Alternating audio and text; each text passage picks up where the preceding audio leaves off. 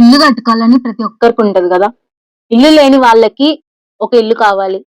ఇల్లు మంచిగా ఉన్న వాళ్ళకి ఇంకొంచెం బెటర్‌గా రెనోవేట్ చేసుకోవాలి. ఇలా ఇంటిని గూర్చిన కల ప్రతి ఒక్కరికి ఉంటది. భౌతికమైన ఇల్లు లేకపోయినా పర్లేదు కానీ, ఆత్మీయమైన ఇల్లు అయితే ఖచ్చితంగా ఉండాలి. ఆత్మీయమైన ఇల్లు లేకపోతే పరలోక రాజ్యం చేరడము అసాధ్యం. మరి ఆత్మీయమైన ఇంటిని ఎలా కట్టుకోవాలి? అపోస్తుల కార్యము 2వ అధ్యాయం 42వ వచనంలో 4 విషయాలుంటాయి. మొదటిదేంటి అనంటే అపోస్తులుల బోధ. బోధ ఇక్కడ బోధ గురించి కూడా స్పెసిఫిక్‌గా ఏం చెప్తున్నాడంటే అపోస్తులుల బోధ. అపోస్తులంటే ఎవరు? పంపబడిన వారు. దేవుడి చేత పంపబడిన వారి బోధతో మీ ఇంటిని కట్టుకోవాలి. బోధ చాలా రకాల బోధ ఉంది. బిలాము బోధ, పరిసయ్యుల బోధ ఇలా రకరకాల బోధలున్నాయి బైబిల్‌లో. కాబట్టి అపోస్తులుల బోధ ఎక్కడుందో అక్కడ మీరుండాలి. అపోస్తులుల బోధతో మీ ఇంటిని మీరు కట్టుకోవాలి. రెండోది సహవాసం. సహవాసము చాలా ప్రాముఖ్యమైన విషయం. సహవాసం లేకపోతే నష్టపోతాం. అలాగే ఆ సహవాసము మంచి సహవాసమా, చెడు సహవాసమా కూడా ఆలోచించాలి. చెడు సహవాసంలో నష్టపోయిన వారున్నారు.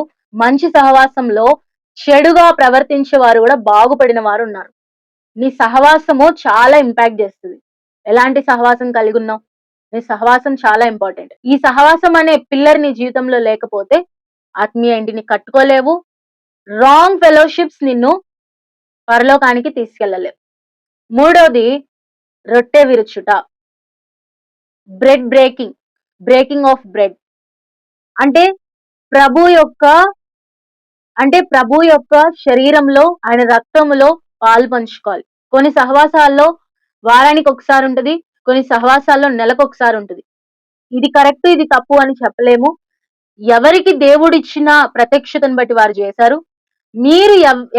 మీరు ఏ సహవాసానికెళ్తే అక్కడ నమూనా మీరు ఫాలో అవ్వండి. అలాగే ఏది కరెక్టో కూడా తెలుసుకొని ఒకవేళ అటు ఇటు ఉంటే కరెక్ట్ అయిన దాన్ని ఫాలో అవ్వడానికి ప్రయత్నం చేయండి. మీ దగ్గర కమ్యూనియన్ సర్వీస్ ఎప్పుడుంటే కొరింథీయులకు రాసిన పత్రికలో చెప్పబడినట్లుగా మిమ్మల్ని మీరు పరీక్షించుకొని ప్రభు బల్లలో పాలు పొందడానికి ప్రయత్నం చేయండి. ప్రభు బల్లలో ఎవ్వరు పడితే వాళ్ళు పాలు పొందలేరు.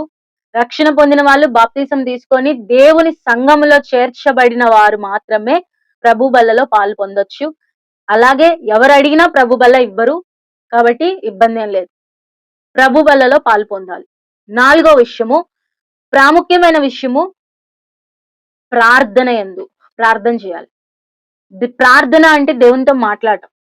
నువ్వు పరిచర్య ఎంత చేసినా, నువ్వు ఎంత పాటలు పాడినా, ఎంత వాక్యం చెప్పినా, ఎంత స్వార్థ చెప్పినా కూడా నీ జీవితంలో ప్రార్థన లేకపోతే నీరు లేని చెట్టులాగే. ఒక రోజు వస్తది, చెట్టంతా పాడైపోద్ది. అలాగే నీ ఆత్మీయ జీవితం పాడైపోద్ది. ఈ 4 విషయాల్లో ఎలా ఉండాలంటే కింద ఏమని రాయబడిందంటే ఎడతెగక ఉండాలి. ఇంగ్లీష్ లో కంటిన్యూడ్ అని రాయబడతా వచ్చింది. మనం మరణించేంత వరకు ఆఖరి శ్వాస వరకు ఈ 4 విషయాలు, ఈ 4 పిల్లర్స్ నీ జీవితంలో ఉంటే, ఈ 4 పిల్లర్స్ తో నీ ఆత్మీయ ఇంటిని నువ్వు కట్టుకుంటే నీ ఇల్లు దృఢంగా ఉంటది. ఎలా ఉంటదంటే ఇసుక మీద ఇల్లు కట్టుకున్న అతనికి, బండ మీద ఇల్లు కట్టుకున్న అతనికి డిఫరెన్స్ ఉంటది. ఇసుక మీద కట్టుకున్న ఇల్లు, బండ మీద కట్టుకున్న ఇల్లు లాగా నీ జీవితంలో కూడా డిఫరెన్స్ ఉంటది. ఇసుక మీద కట్టుకున్న ఇల్లు ఎలా ఉంటది? కష్టం వస్తే, శ్రమ వస్తే, గాలి, వాన, తుఫాన్ వచ్చినప్పుడు కూలిపోద్ది. బండ మీద కట్టుకున్న ఇల్లు అనంటే క్రీస్తు అనే బండ మీద నీ ఇంటిని నువ్వు కట్టుకుంటే, ఆత్మీయ ఇంటిని ఈ 4 లంగర్లతో నువ్వు కట్టుకుంటే, ఎలాంటి పరిస్థితులు వచ్చినా కూడా పరిస్థితులు రావని కాదు, ఖచ్చితంగా వస్తాయి. రావు అని ఎవరైనా చెప్తే నమ్మొద్దు.